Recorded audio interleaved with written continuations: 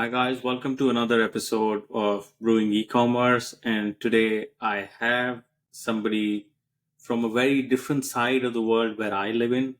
I live in the UK, but Josh will come and share a lot of his perspective from where he comes, what he does, because I was dazzled the way he writes with the clarity he puts out his thoughts on e-commerce on LinkedIn. And that's how we connected to him. And he's kind enough to, get bothered by me as well. So, really happy to host you today, Josh, and welcome. Yeah, thanks so much for having me here. It's a very flattering opening. Yeah, I definitely just try my best to try to change the scape on LinkedIn because there's just so much of fluffy content out there, and I'm just trying to spread actual stuff that people can actionable content that people can immediately implement in the business. Yeah. And that's so rightly put, Josh. If I had to introduce you, I would say that you are the guy who doesn't talk about what to do, but you're actually the guy who talks about how to do it. And there is that makes all the difference in the world because there's just so much stuff out there, but just filtering it out and trying to apply it to your business takes a lot. And that's where I think you're crystal clear, and all your posts and content and the approach and strategies I think are very vital. So super appreciate it, man. Yeah, so one of my biggest pet peeves is like I mentioned, seeing content that is just talking about for example lower your increase LTV with email, right? But what does that actually mean? Like, Yeah. how do you do that? It's unlimited possibilities, and just giving one recommendation doesn't mean that you will be successful, because it's actually the execution that makes all the difference, right? If you have weak execution, it's just going to flop. Same thing for any promotion. Promotions on its own are not bad. It's how you use the promotion in the bigger strategy that actually makes a difference. So yeah, so I got like tons of pet peeves. So don't get me started on that. No, I will definitely pick your brains on some of that. But let's start, Josh. I'd like you to quickly introduce yourself. And I know you've had a very recent, exciting change in your professional career. So I'd like you to tell everybody a little bit about yourself and how you got connected to e-commerce and Shopify. Please, to start with. Yeah, so right now I'm the general manager at No Limit Email. So No Limit Email is a retention agency. We focus a lot on email and SMS, as well as on a lot of it on the retention side of things. So the misconception people have is that retention is solely email SMS, right? But email and SMS are just channels. They are channels in the much bigger picture. Direct mail is something that people don't talk about enough. um, and retention actually, successful retention strategies actually involve aligning your strategy with an acquisition team and with the actual growth of the business. And this is something that it's sorely lacking in the space these days. Agencies are working too much in silos. Everyone is just trying to prove that they are better, or like why you exist and why you need to get paid by the brand.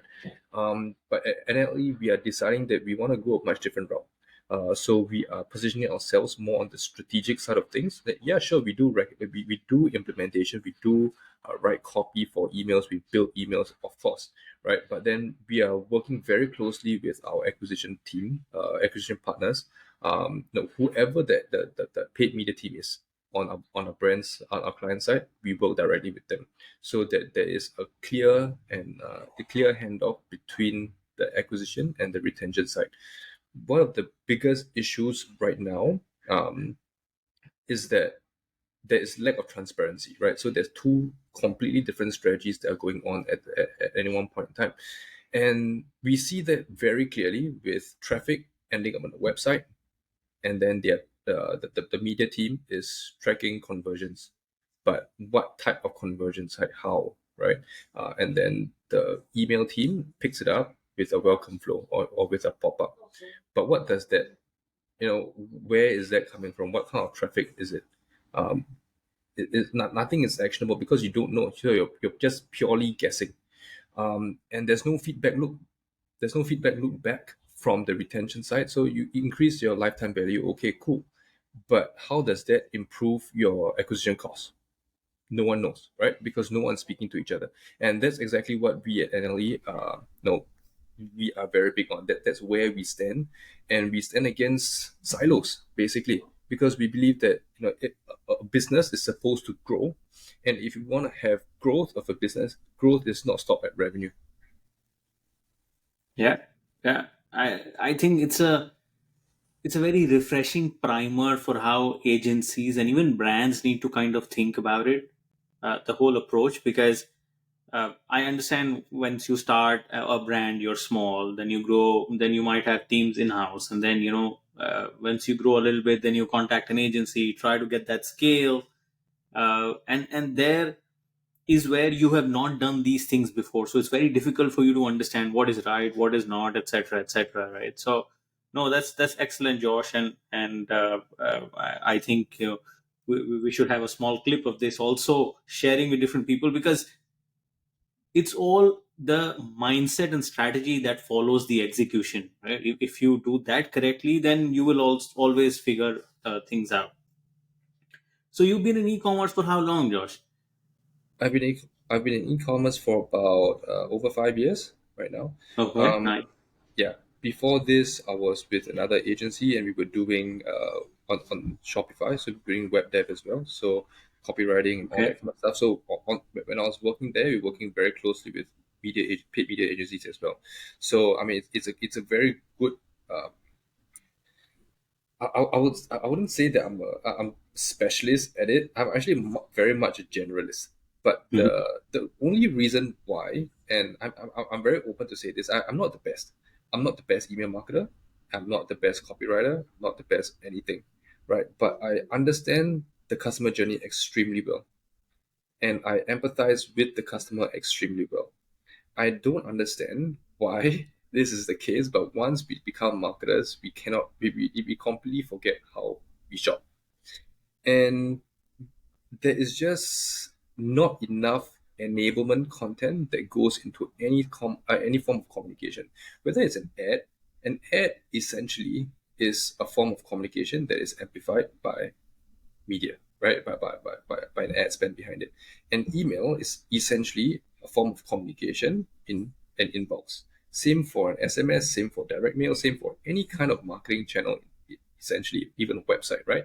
So everything's a form of communication. And our e-commerce marketing, essentially, like the success of e-commerce marketing depends on how well we enable our customers to buy. It is not Right. about it's not about selling better. It's not about improving conversion rates. It's not about it's not about all those things that we traditionally were taught to do in marketing. Like in it, like, right? We learn in the course. It's just about micro metrics and all that kind of stuff. But in the grand scheme of things, we are actually enabling a customer to buy better. If we can lower that friction, and customers can be educated enough, right? Then we shorten that time between the time that they're considering, right? The consideration phase shortens, and then they make a more informed decision. They feel more confident in it. When they feel more confident in it, there's less buyer's remorse, so returns become lower. And then when they see the value in it, that's when in the post purchase and all that kind of stuff, we want to make sure that they are adopting the product, they're getting activated, so they're using the product. So all these are all that is all forms of enable content, right? As long as we are helping the customer use the product and get to know the product better to increase that value in their life, there is absolutely no reason why they should not buy it. And that becomes retention, right? Retention is based on the product, and it's based on the customer using the product. It's not on the channel. It's about using the product. So everything comes back down to how we communicate to the customer and how we enable them to buy better and how to we enable them to use the product better. And that becomes the basis of all e-commerce marketing, which I no one is getting that, right? We are overcomplicating the in terms of like channel splits and attribution Yeah. and all that kind of stuff. But nothing can exist and nothing can be successful if we're not communicating the right thing. And we need to do that with context. And that's where intent comes in, right? We need to match the intent with what action they need to do, right? Yeah. Because we can't sell something and we can't force someone to buy anything. right? No, We need to understand absolutely. what is the context that they are in. So this is where zero party data comes into play. We Yeah. need to understand what is the existing current lifestyle that the person has, right? What is the existing problem that they're facing? How long have they been facing this problem for? What How is their life being affected by it? Who else is being affected by it? Who else influences this? When are they planning to buy this? What are they planning to buy? What is the what Mm, is the use case that you're looking for? And mm, then this becomes the pre-purchase preface, right? mm, Because this determines what they buy, why they buy, when they buy, and who they buy for. So one of the big things that I realize is that sometimes we make wild assumptions about our customer. We think that that this is our ideal customer profile because we've mm, done so and so and so research, right? mm, But how mm. many people actually speak to the customer? Very few. Everyone says that they Yeah. care about the customer, but no one really speaks to the customer. It's hard. No one's looking at, no one's minding their reviews enough, right? There are reviews all over. There's you have tons of thousands of reviews on your site. Yeah, I mean, if that's if you're collecting reviews, not marketplaces, there are reviews over there. Competitors, there are reviews over there. Alternatives are also competitors. Actually, they're just indirect competitors, but these are things that your customers are thinking about, and they are competing for the same attention. And if these are the alternatives that your customers are thinking about, those become purchase drivers, and those also become deal killers, and that should form the context of and now we go into jobs to be done. Right? It's just transitioning from framework into framework, and we understand that once we understand the entire realm of why a customer is buying, then we can pitch properly and we can have the right offer. So then we come to the next point about offer optimization. Offer optimization is not a discount, and we know that Yeah.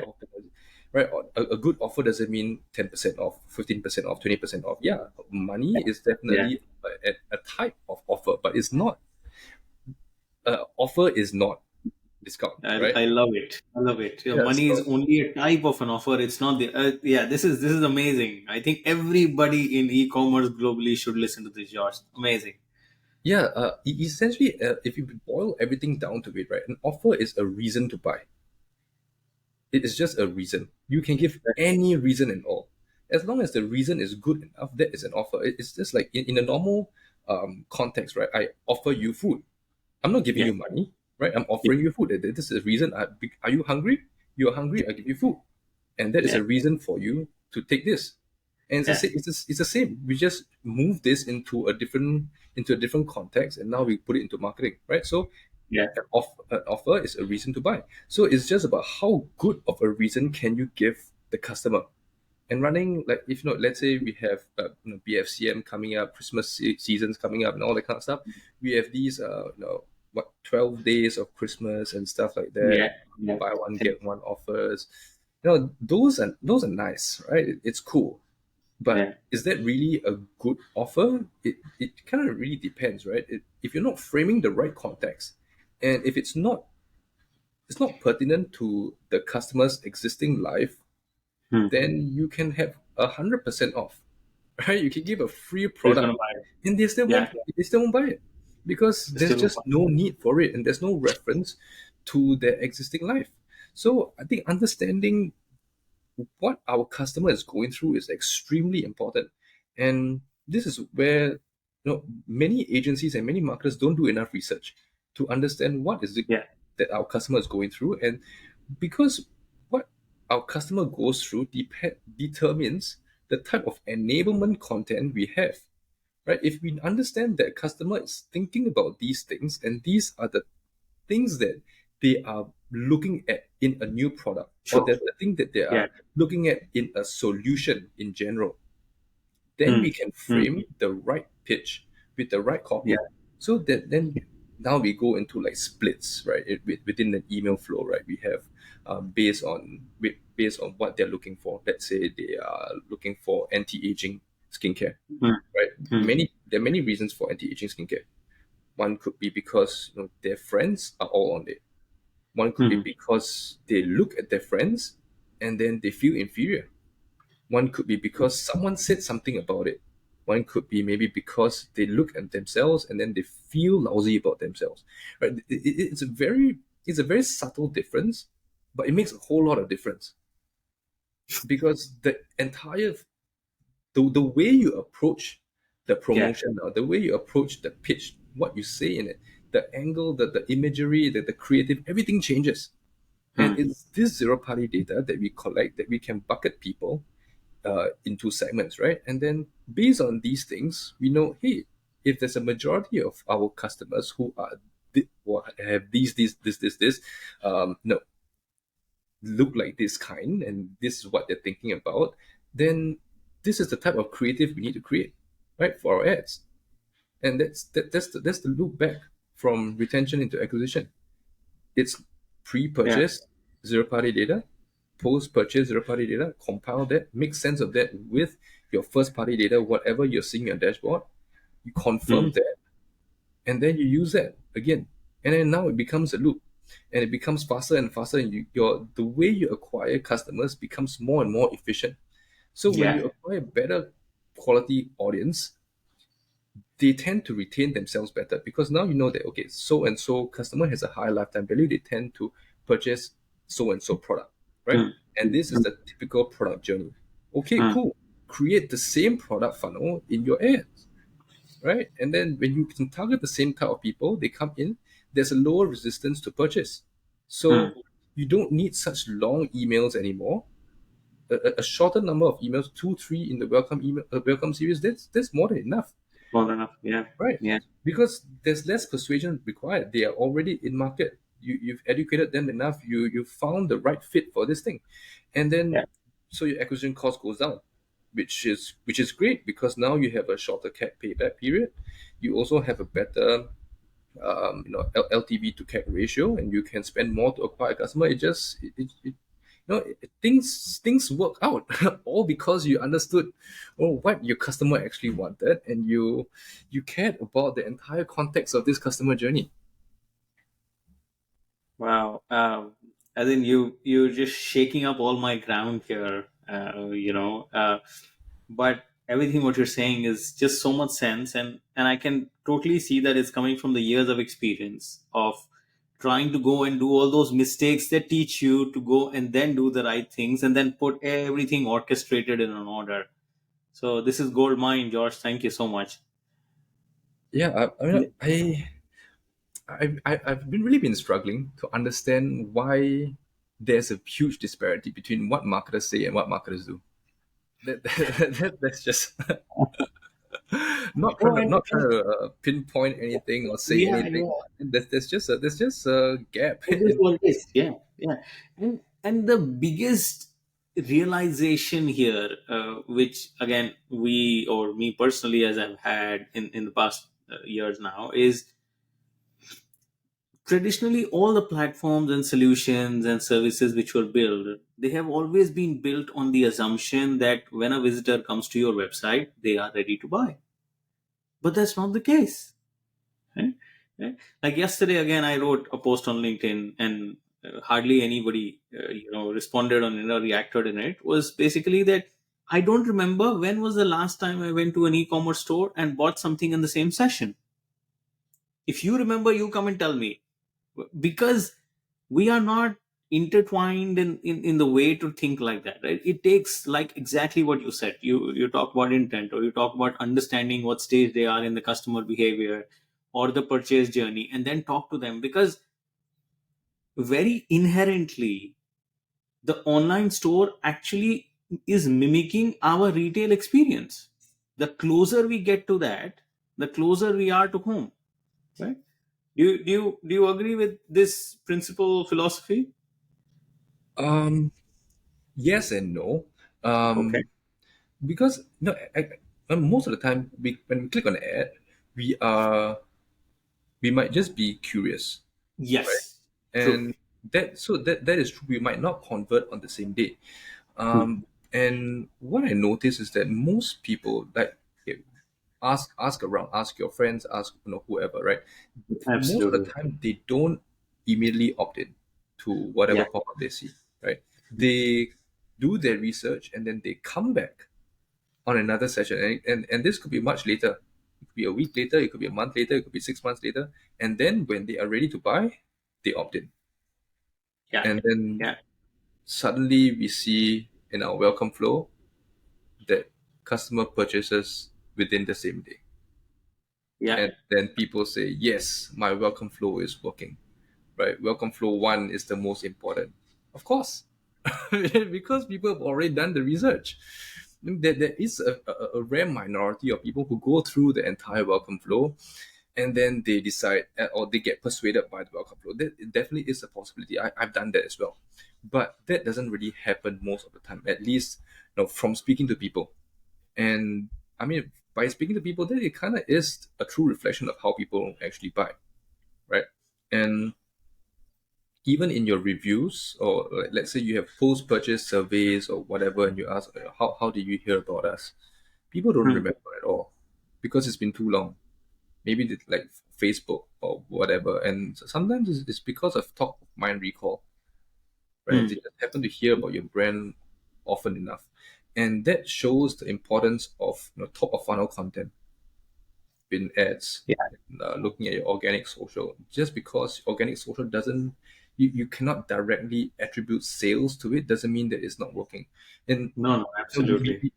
there has been in the past few months, people have been like playing down organic social because saying reach is low and all that kind of stuff, and like followers are vanity metrics and likes are vanity metrics. But the reality is this: when you see an ad, you there are many people who go to the social media profile just to check it out and see if it looks legit, especially if this brand is new to you, you've never heard of this name before, right? You True. want to go there and you see, like, if you got 100 followers, that's really shady. Right? I wouldn't trust a brand with 100 Wouldn't followers. know. But now True. if you tell me that this brand's got 100K, yeah, Yeah. sure, right? And, Okay. and if I see there's 100K followers and there are 5 likes, yeah, shady again. But now if I see 5,000 likes, I feel a little bit more Yeah. convinced, right? I'm intrigued and I want to know more. Yes. Yeah, Yeah. it's not so much a vanity metric per se. Like, it doesn't again, doesn't directly attribute to sales, but it increases the amount of trust we have in a brand. And so, organic social is extremely powerful still. And you can have all the influencers in the world promoting your brand. You can have all the ads in the world promoting your brand, but if organic social is weak, it's still kind of going to destroy everything that you've built. And that's where multi-channel marketing, omni-channel marketing, whatever you call it, right? That becomes more and more important. And yeah, just because you can't see sales doesn't mean that They're something's not. not coming. Yeah, Yeah. the entire Again, connection is a lot more yeah. complicated. No, no, I want to jump, stand on top of the Mount Everest and go and scream and shout, saying, again, 97% of the visitors are not ready to buy it. They will come to your website just because they don't buy it today doesn't mean they're never going to buy it. It's the normal business, right? It's B2B, B2C, whatever you talk about it. You hardly ever go and purchase on day one, and that's just human behavior. And with the number of options, number of discounts, number of competitors, etc., this is even reducing further. So the funnel is just there. I think the biggest learning that we need to do, and you very rightly pointed out, Josh, that we need to change the way we look at this funnel. And again, one approach is intent, the way we are trying to do, to try to figure that out, and then at the end nurture, then go and captivate them, their attention, and then try and deliver value to them, and then have the whole retention piece. So yeah. Yeah, I actually I just want to build up on the point that you mentioned about value. There's value is it's a huge word. It's loaded. Right? What is value? And every time I see someone talk about value, I always ask them, what is value to you? And Okay. everyone comes up with a multitude of answers, Fair. but no one really understands what value actually is. Right? And Yeah. value, it's actually subjective to the customer. Yeah, absolutely. Everyone's saying, yeah, we need to produce content. Content is valuable, and Mm. Mm. value is not price, right? It's It's a Mm. bunch of words, right? But Yeah. value actually just means it's an experience. Because value, an experience can be created, right?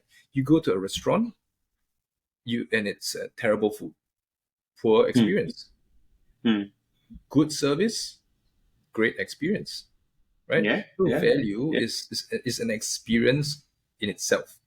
And the entire shopping experience is part of value. The entire product experience is part of value. The entire educational experience is part of value. So Yeah. Yeah. value is actually Yeah. an experience, right? So if we think about experience and we break it down, again it comes back to the one thing, context. Because Mm. if you have a different context and you put someone who has broken a leg versus Mm. someone who has broken an arm, you're Mm. selling a recovery product. But then you put a different picture, you have a different messaging. It becomes a poor experience for either one because it's now not relevant to them. You send the guy who's broken an arm a picture of a broken leg. He doesn't feel it Mm. as much as if you have a picture of a broken arm, right? So then it comes back. So again, it comes back down to the context, which goes back into intent. So intent becomes the premise of all successful marketing. People click on Mm. ads because of the right intent. If they were curious, you need to satisfy that intent on the landing page, on the product page, on whatever page. If they have that opt in, right, if you have an offer or whatever, it needs to satisfy the right intent. And Indeed. if we cannot satisfy the intent, we will always have inefficient marketing. Full stop. Yeah. Yeah. Yeah. That's totally true. Uh, in the interest of time, Josh, I want to go and ask you two last questions, please. One is, if somebody is on Shopify and running a D2C brand, and they have spent 3 years in the business. I'm not talking about the first three, because it's a very set of different challenge between 0 to 1 and 1 to 10, right? Yeah. Kind of a thing. So 0 to 1 is figuring it out, which they've done. They have some money, they've tested ads, they've done everything else. So if you had to give an advice to the 1 to 10 or 1 to 100 brand, what are the top three things you would advise them in terms of strategy to help them grow and scale? Very good question. Number one, not in this is not a strategic thing, but number one would be unit economics. Extremely fundamental. Okay. Calculate all your costs. Make sure that you have your margins right. I have a calculator and I still use the calculator. I use the calculator for all my clients. Right. Understand what's your landed costs, what are all your shipping revenues, everything involved in it. Do it on an Mm. order level. Do it on a single SKU level, and Yeah. then based on this, whatever information you have, put it into another sheet where you compare offers so that you know which is the most profitable offer, Mm. and then you run those. So Mm. that is the first thing that I would do. Understand your unit economics, because if you're And if yeah, yeah. Sorry, and just to say that this unit economics should also give them a very detailed view of the discounts and offers and all that, right? Because yeah, that exactly. becomes a very perfect. Great. Yeah, Yeah. because if you don't, if you're not connecting your marketing to your finances, then what are you doing? Right, your business cannot grow if your bottom line does not grow, and there is no growth and there's no future for the company if you don't add bankable profits. So unit Yeah. economics is, True. is definitely number one. Yeah. Number Mm. two is brand messaging, Mm. because you need to have a clear and very Mm. distinct point of view. Mm. If you don't have a clear point of view, you sound like anyone else, and there is no reason for anyone to choose you over them.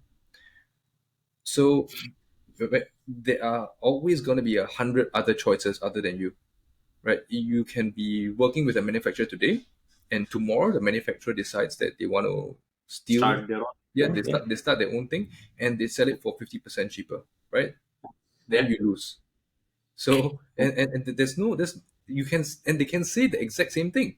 Yeah. We have better quality, we have better Yeah. service, we have better this, we have better that, and Yeah. competing on better is only going to open you up to comparisons, which is a Hmm. very weak position to be in. Difficult thing. Yeah. Yeah. It's extremely weak because then you end up competing on features and you end up competing on price, which means that you commoditize yourself, and there's no amount of marketing can beat that. Right? Because you become rice, you become salt. So you need to have a clear point of view, something that people will either love you or they hate you for. If people can hate you for it, you're onto something. I actually learned this from Rishi Rawat. Um, I'm sure you know about him, Rishi Yeah. Rawat, Yeah. the Yeah. product page guy, right? So if people can't hate you for it, then it's not distinct enough. But if you can have people to hate you, you have another camp of people that absolutely love you and they'll buy into your philosophy. And that becomes the premise for all other messaging. And that makes you a lot more attractive because you become the only logical choice. That's how you win. So you enter your own category. So number Mm-hmm. two would be brand messaging. So number one would be unit economics. Number two, brand messaging. And then number three, if you are I don't think you should be running ads if you are any less than 10,000 a month kind of thing. But then come up with a clear handoff between acquisition and retention. And that Mm-hmm. means collecting zero party data, understanding intent. That becomes the next big thing. So I mean that would actually go in hand in hand with customer research. If you don't have any reviews on your site, you don't have enough customers, you don't have a huge enough base to understand who you are currently serving, find whoever else who's in the same category as you, who's kind of serving the same audience. They will have enough people who are going to talking about the same things. So reviews marketing is going to be extremely powerful here because you can split it based on features, you can split it based on benefits that people are looking for. You can split based on pain points that that people are experiencing in their current life, use cases, and all these frames. You bucket all these things and it frames the pretext, and you kind of get a bit of an insight into your current customers' lifestyles. A bit of a hack over here, and then match that with the zero party data that you're collecting, and then from these you create buckets, you create specific messaging in your communications and all that kind of stuff, and then you're done. And now you have everything that is a lot more aligned. After this step four or whatever, you can be looking at the metrics. But metrics be another time because nothing can happen when you don't have all these three. If your unit economics are not right, you're gonna lose money. Doesn't make sense. If you don't know your customer, you're gonna obviously not gonna be efficient in anything.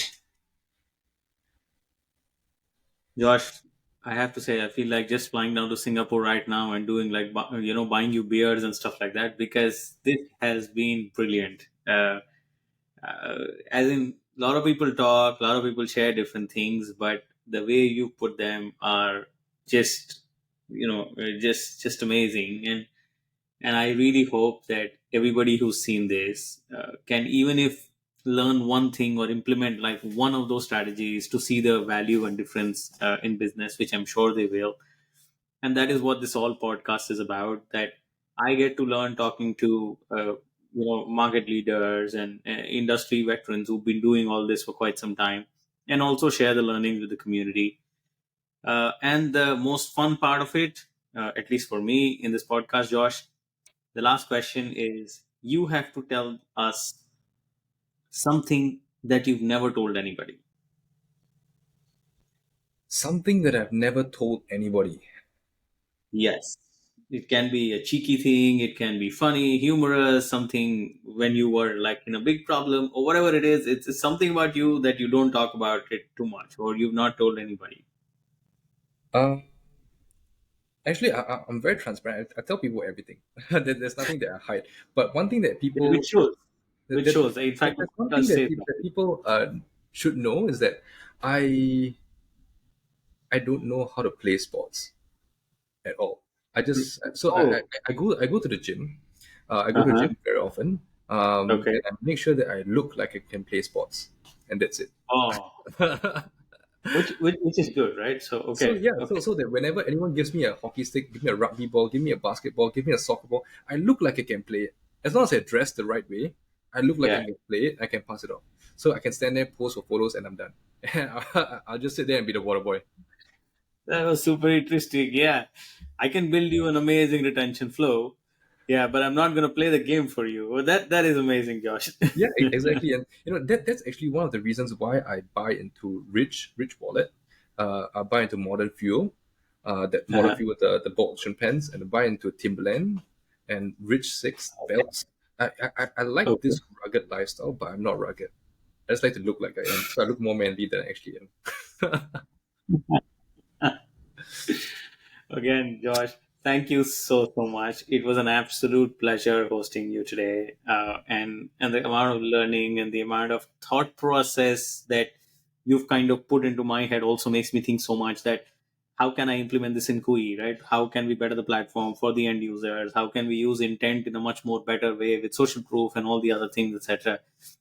It's kind of spinning my mind a little bit, but all in the right way so that I soak in and then try to bring into the business. And with your new role, I know it must be going very well. Your podcast and the kind of information you shared says that. But from all of us, thank you so much. All the best. Continue to be the way you are, helping people, because everything what you said is just brilliant, and people in e-commerce need to hear that. Thanks so much. Thanks so much for having me.